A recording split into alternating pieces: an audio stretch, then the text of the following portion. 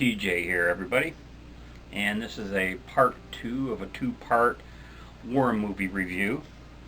And first things first, you might be wondering, what the heck do I have on? Well, I have on my military Army issue prescribed prescription eyeglasses, and had to wear these all through basic. And actually, when I got to my regular duty station, I was allowed civilian eyewear, with the exception of formal formations. I either had to wear these or wear nothing. So, what do you think of my Army glasses? I'm going to take them off now. So, part two, I want to fix some of the mistakes I made in my part one. I'm going to start off with a couple movies that I really should have had in part one, and I thought about it as I was too far along in making part one, so I said, you know what, part two. Also, I wanted to mention that in the modern day war movies, they put the actors through like an abbreviated 2 to 3 week basic training of sorts for a variety of reasons. They want to get the weapons handling down. Also, what they found was when they run them through the ringer for 2 to 3 weeks, it just puts into them that military swagger that looks authentic once they begin rolling them for the film.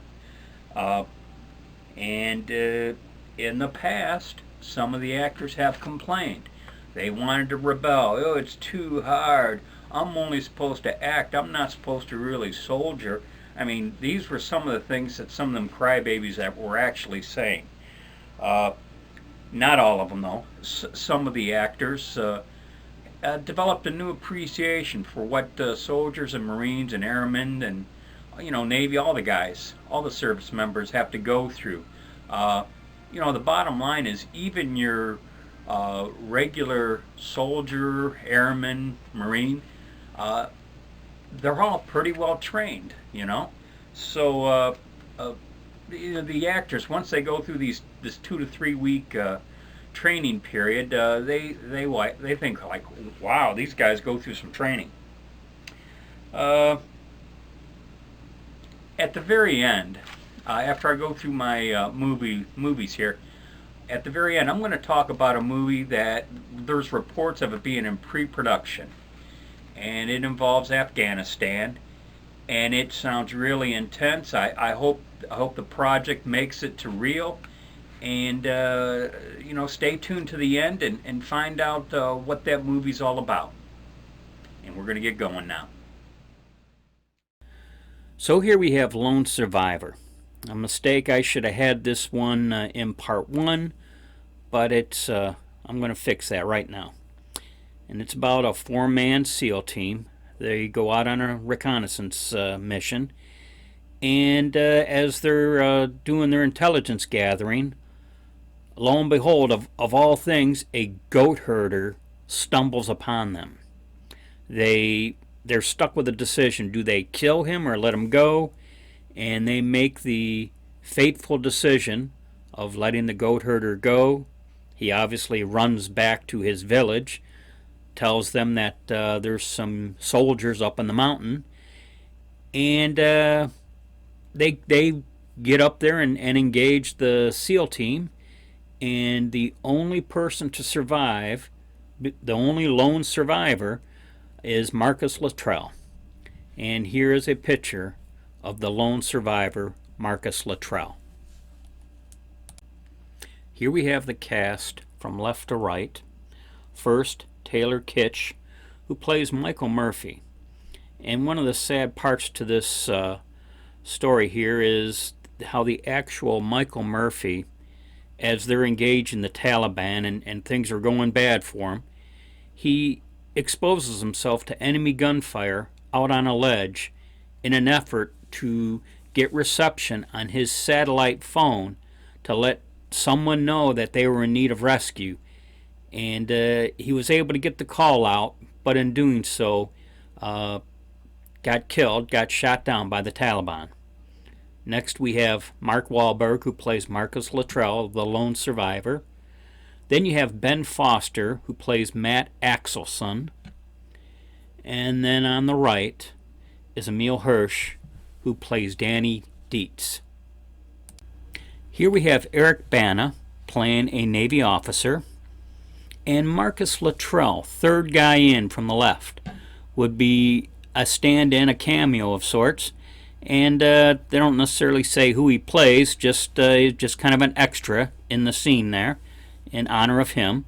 And Marcus Luttrell would also be present during its filming to ensure its accuracy and authenticity. He made sure Mark Wahlberg had the exact setup that he himself wore, the gear properly positioned and whatnot to make sure that Mark Wahlberg accurately depicted him. And according to my research, and I hope this is accurate, an Air Force Reserve unit, the 920th Rescue Wing, attached to the 305th Rescue Squadron, were able to locate Marcus Luttrell in the Pashtun village, where that's who had rescued him, the Pashtun, local Pashtun. And this Air Force unit was able to locate him and retrieve him from that Pashtun village. Next we have We Were Soldiers, a movie based on the book We Were Soldiers Once and Young. The book was written by Lieutenant Colonel Hal Moore and a reporter by the name of Joe Galloway. This movie depicts the Battle of La Drang. Mel Gibson plays the character Lieutenant Colonel Hal Moore. In the movie, due to poor intelligence, the Air Cavalry Battalion lands in the middle of a North Vietnamese division, a force estimated to be the size of 4,000 men. If that wasn't bad enough, the entire Air Cav unit would not even arrive all at once. It arrived piece by helicopter. Some men were immediately engaged once they got off the helicopter. And it is my opinion that the movie does not really depict just how bad this engagement was. I say that because I had the opportunity to watch a documentary where they interviewed some of the actual combatants, and given what was said in those documentaries, it just sounded a whole lot worse than even the movie depicts. Here we have Sam Elliott playing Sergeant Major Plumley. Greg Kinnear plays a chopper pilot. And Chris Klein plays the role of a young lieutenant. Here we have Barry Pepper playing Joe Galloway, which brings me to a point of contention I have with this movie. I'm not certain Joe Galloway was accurately portrayed in this movie. Here we have an actual photograph of Joe Galloway. And the word on this guy is he was a photojournalist, but he never went anywhere unarmed. So much so that when Lieutenant Colonel Hal Moore heard that Joe Galloway wanted to come down in the midst of the Battle of La Drang, Lieutenant Colonel Hal Moore said, "Heck, I can use another gun, sure." And it's pretty much accepted and believed that when Joe Galloway wasn't taking pictures, he very well could have been an active participant in the fighting. Next is Full Metal Jacket, a Vietnam War movie, and I felt like I was watching two movies pieced together into one. The first part of the movie deals with Marine boot camp, and here we have Arlie Ermy playing drill instructor Hartman, and he's hollering at the character Private Cowboy, played by Arliss Howard. And I would tell you, minus the physical abuse, because my drill sergeants never struck us, but minus the physical abuse, boot camp sure looked accurate enough to me. The next part of the movie would deal with Vietnam, and this brings me to a point of contention I have with this movie. Look how long Matthew Modine's hair is. I'm sorry, but I just don't believe the Marines would ever let him have his hair that long. Yes, I know they're in a combat zone, but there's no way the Marines would tolerate that. I know the Army wouldn't. Here we have Adam Baldwin, Dorian Harwood, and this character. The backstory on this character is he was originally supposed to be the drill instructor until R. Lee Ermey came on the scene. So what they did was they gave him a bit part as a door gunner. That's an M60 machine gun there. And this brings me to another point of contention I had with this movie. It really disturbed me how they would just show him indiscriminately shooting at civilians. And that was just part of the movie I just was really uncomfortable with.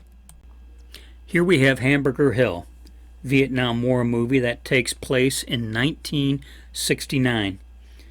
It centers around an infantry platoon in the 101st, and it's about the taking of Hill 937. That's what the military called it because it had an elevation of 937 meters. The Vietnamese would call it Ap Bai Mountain because it was a bloody 10-day engagement. The soldiers would call it Hamburger Hill. In it would star Dylan McDermott. He was the platoon sergeant. Then next we had Steven Weber. You can see him here with Dylan McDermott. And then we had Michael Boatman and Courtney B. Vance. He played the medic.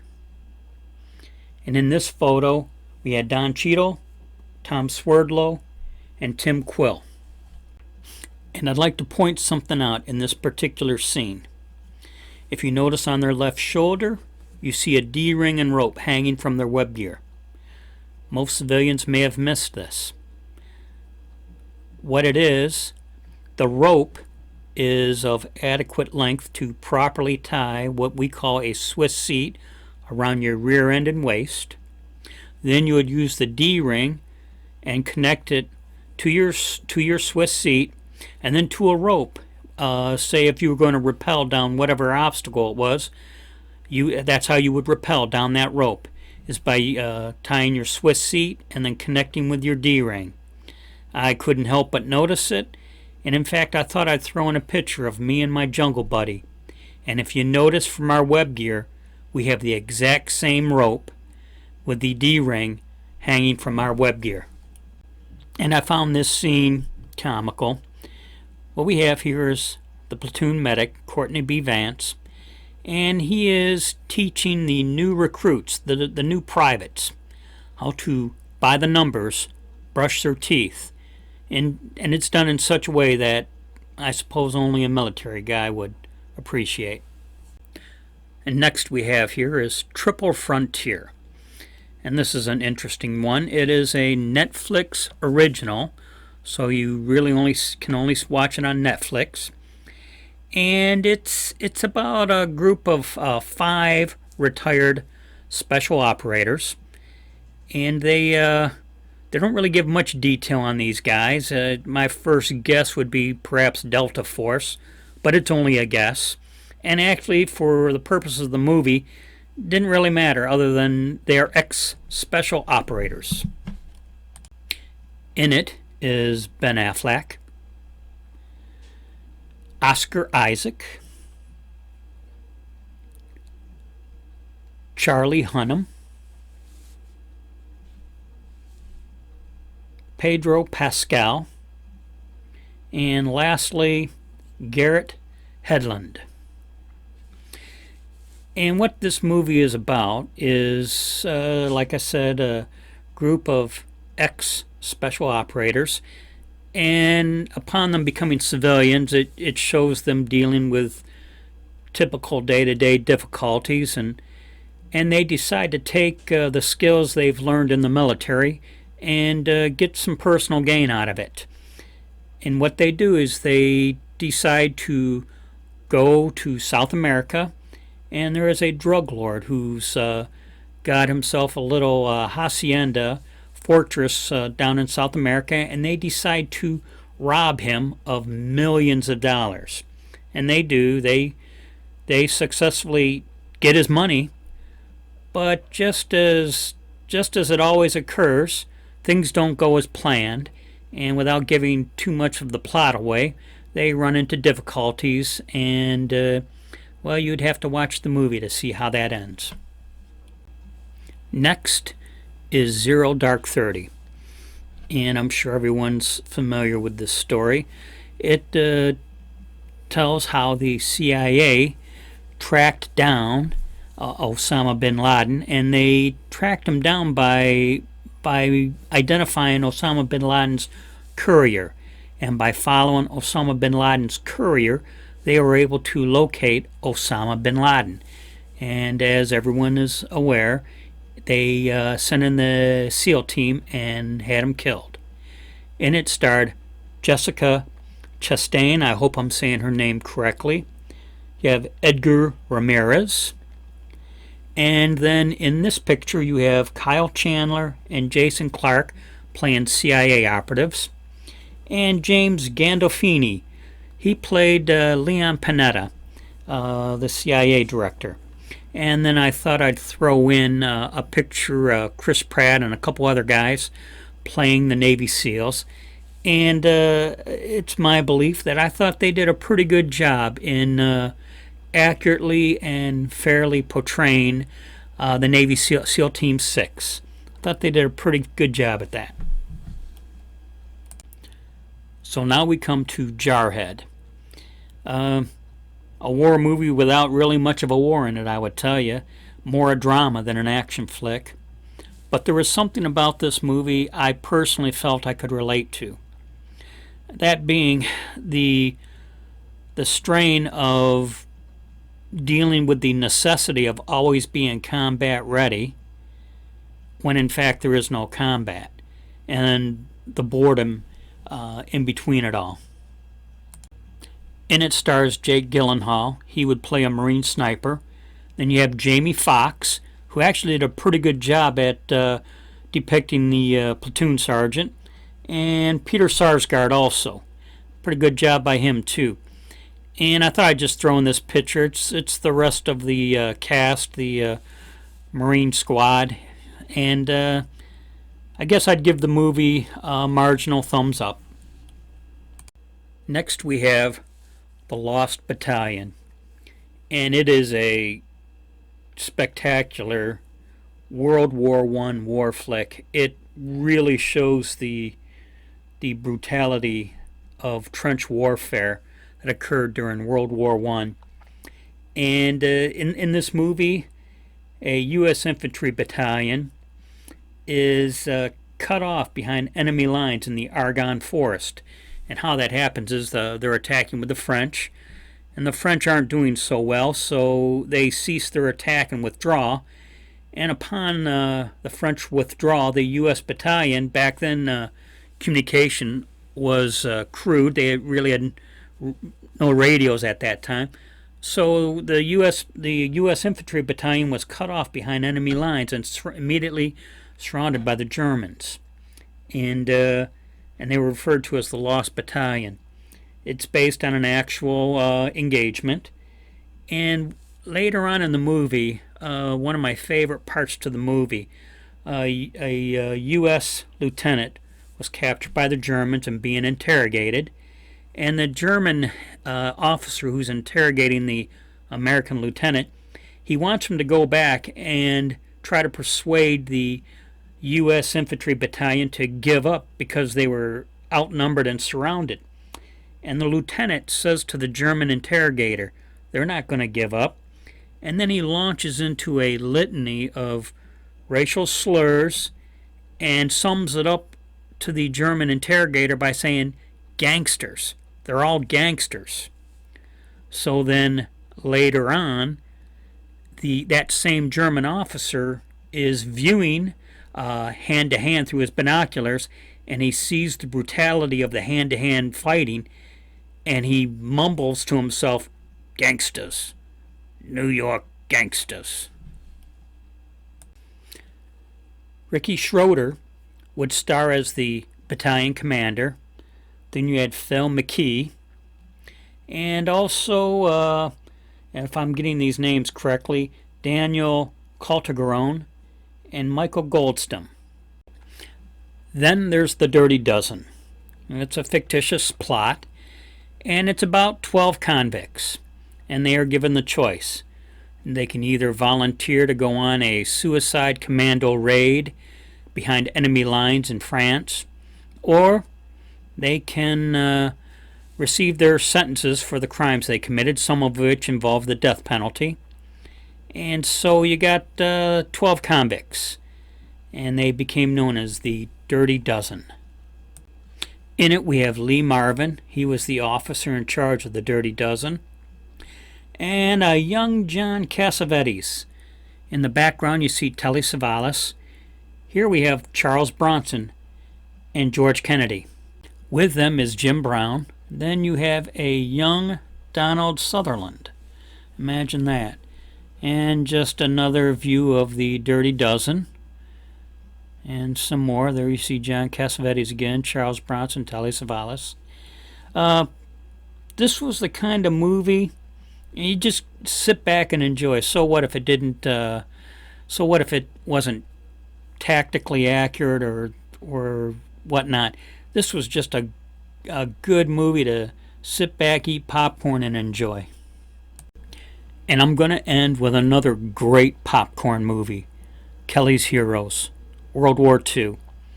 And it's about a platoon of infantrymen, and they're taken off the front lines for a few days of R&R, rest and relaxation. And Clint Eastwood's character discovers that there is a German bank full of gold, and they scheme up a plan to go behind enemy lines and rob this bank and get the gold. So here we have Clint Eastwood as Kelly and Telly Savalas as the platoon sergeant, Donald Sutherland as Oddball, the tank commander. Here we have Don Rickles. And while I've yet to find the interview, he was once known to have said how much he enjoyed making this movie. Here in this scene we have Telly Savalas, Clint Eastwood, and Donald Sutherland. And thought I'd throw in just this scene here depicting most of the cast. So I had to just throw in this scene here. You have Carroll O'Connor. He's playing the part of a general, and this is a really funny scene. They're all huddled around a radio, and they're listening to Kelly and his crew as they're fighting the Germans. And they think it's some brave unit fighting gallantly, obviously for the American cause. And they have no idea what they're listening to is Kelly and his group fighting the Germans in an effort to get to the bank to rob it. They make reference to using code words such as Kelly, Big Joe, Little Joe, Oddball, and Bank Heist. And they all think they're code words for whatever operation they're on. And Carroll O'Connor, he makes a decision that all these guys are going to get awards for their bravery. And just as an FYI, the guy standing behind Carroll O'Connor with the packages, that was their commanding officer.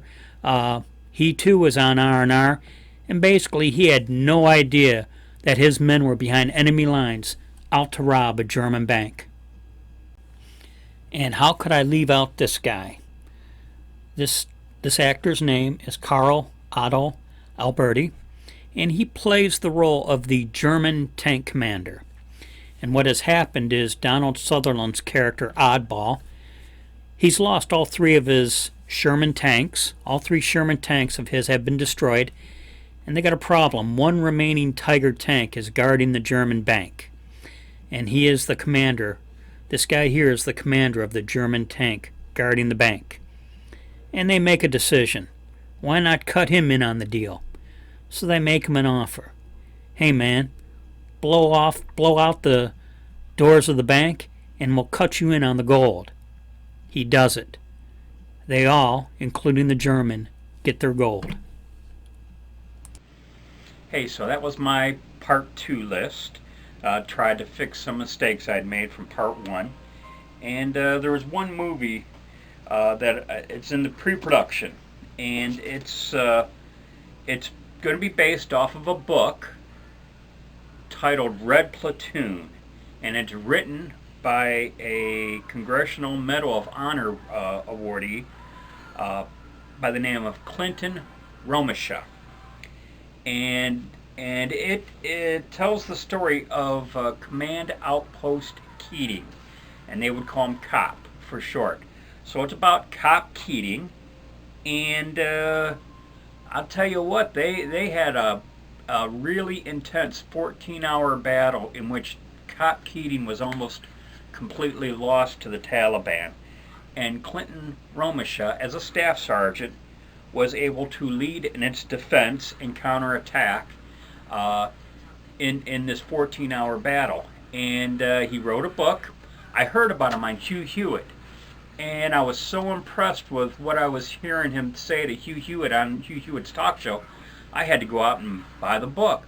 Well, I've done some further research, and the reports are that Red Platoon is in pre-production phase. It'll probably take another couple, 2-3 years, however long, for it to make it to the movies. But boy, I hope this comes out. I hope they make a movie. I hope it follows the book. And if and when it should come out, you know what, read the book, I would tell you. But, you know, hopefully the movie comes out. This talks about a very intense 14-hour battle.